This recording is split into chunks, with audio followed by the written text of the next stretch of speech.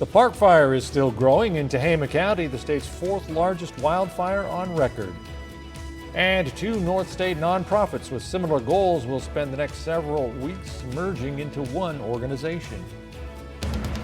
Live, local, breaking, news you can trust. This is the... Good evening. We're happy you're here for the North States News. I'm Mike Mangus. The Park Fire has grown another 5,000 acres since this time yesterday, now at more than 427,000 acres. CAL FIRE says it was active during the night with several spot fires contributing to the growth. It's still 34% contained. It started 2 weeks ago in Chico's Upper Bidwell Park when investigators say Ronnie Dean Stout II pushed a burning car into vegetation. 636 structures have been destroyed, more than 2/3 of those in Butte County, with another almost 50 damaged. Of the 427,000 acres, at least 373,000 are in Tehama County. Almost 6,600 people are working on the state's fourth largest recorded wildfire. Mandatory evacuation orders are still in place for most of far eastern Tehama County, including Mineral and Mill Creek, east to the Plumas County line and south to areas just before the Butte County line. There are still evacuation warnings for the Tehama Wildlife Area, Paynes Creek and Ponderosa Sky Ranch, and two zones bordering Butte County. Viola, south of Highway 44, is also still under a warning, as are parts of western Plumas County stretching to just west of Chester and Lake Almanor. Lassen Park is still closed. And new tonight, most of Manton and Shingletown are now without any kind of warning. As of this afternoon, almost all evacuation warnings, or all of them, have been lifted in Butte County. Remaining orders were downgraded yesterday, but tonight all zones are back to business as usual. However, Butte County has declared a second state of emergency for all the fires that combined have destroyed almost 500 buildings in the county. Fighting the Park Fire can be taxing on firefighters and other first responders. You know our affinity for animals. First responder therapy dogs have been helping provide emotional and mental support for firefighters in the North State. CAL FIRE says the dogs help those firefighters cope with stress. These pups are at the base camp daily in Red Bluff, bringing out moments of joy and plenty of smiles. Two community meetings are set for tomorrow night for people to get more information on the Park Fire from fire agencies. One will start at 6:30 at the Tehama County Board of Supervisors Chambers at 727 Oak Street in Red Bluff. It'll also be shown virtually on CAL FIRE's Tehama Glen Unit Facebook page. A second community meeting will be at the same time, but at the Chester Fire Department at 251 Chester Airport Road. Both will have time for questions and answers at the end. Good news for people who get CalFresh benefits in Shasta County and may have had to evacuate from the Park Fire. Shasta County Health and Human Services can waive the 10-day deadline to request replacements if the Park Fire caused you to lose food that was bought through CalFresh. You can ask online at benefitscal.com, by phone, or at 877-652-0731, or in person at the offices in Shasta Lake, downtown Redding, the enterprise area of Redding, South Redding, Anderson, or Bernie. And here's the smoke plume tonight from the Park Fire as seen through the Stover Mountain Alert California camera a little west of Chester in Plumas County. First Alert meteorologist Brian Schofield says a cool down is one day closer to getting here. Hey, Brian. And it'll probably usher in a little wind as well, and that's what will elevate the fire danger. So we kind of give up one thing for another. We need that cooler air, but we don't need it as dry as it is, because certainly added humidity makes a big difference in firefighting efforts. But we've got the heat now, and I'd love to take those numbers down, and they are actually going to come down. It's going to take a little past the weekend to really get noticeable numbers, but still the next few days they will start to drop. But 99 in Corning's not bad today, 103 in Redding.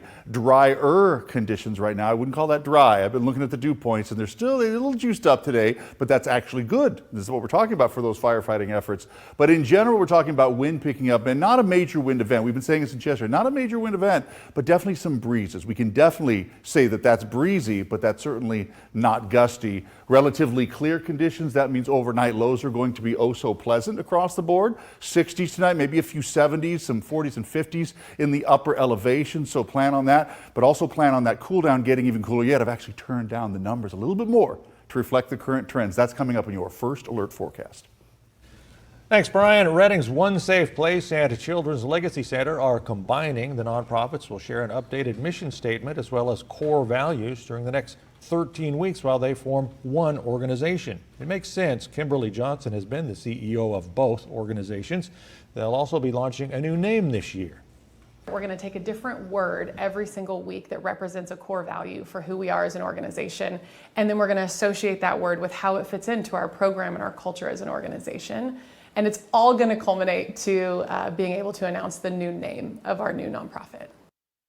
Helping victims and providing trauma-informed care will remain at the core of their work. The updated mission statement will be released next week. Some other things they'll be sharing soon are their latest projects and programs, including an upgraded shelter and a new transitional housing program for human trafficking and domestic violence victims getting back on their feet.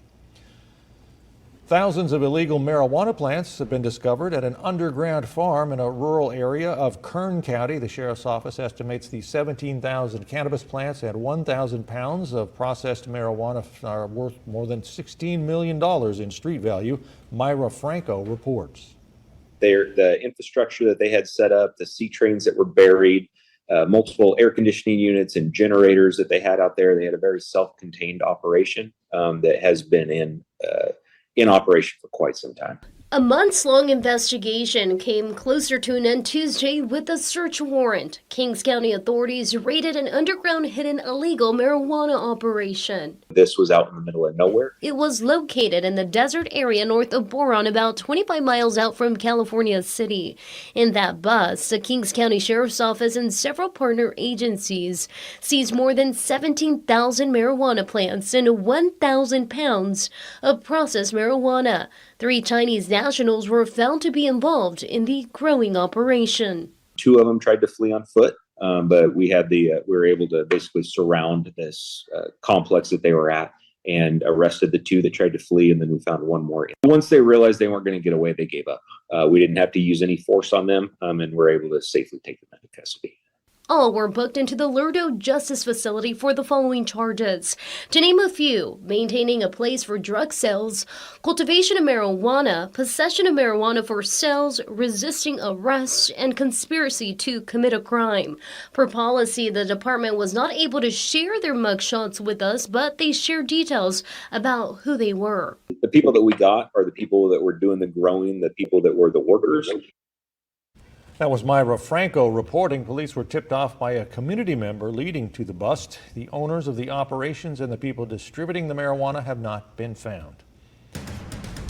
Back and forth continues between the city of Chico and the local homeless population after a recent Supreme Court ruling. That's next.